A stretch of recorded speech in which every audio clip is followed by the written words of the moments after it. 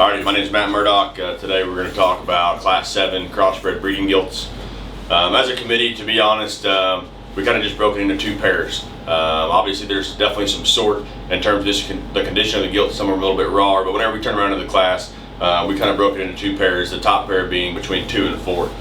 Those are just the higher performing, the stouter, the more productive gilts that are better in terms of their center body. Whenever you break those two down individually, 2, the belted one, is going to be one that's just rounder in terms of rib cage, wider and better in terms of her chest and knee.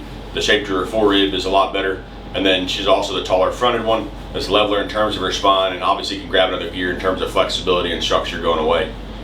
4 is going to be the big solid white gilt. That's going to be the stoutest, biggest legged gilt that's got the most feature. Obviously she's got the wild hair and the fuzz and some of those cool things you can tie on to. And she's also better in terms of the depth of her center body and center part of her skeleton. With that being said, she's kind of the lower set gilt in terms of her front end, a little bit softer in terms of her feet. And whenever you get right on the top side of both of those gilts, she's actually the flatter one in terms of her forerib, in terms of her sides. Doesn't have as much upper rib shape or shape to her forerib right on the back side of her blade, but still a stout, impressive one in terms of the kind of pieces and making bears and boars in the future.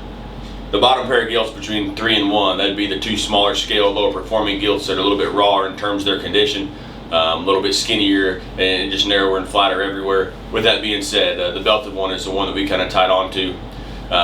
Where she's good, she's kind of a class leader in some parts. She's the tallest one at the point of her blade.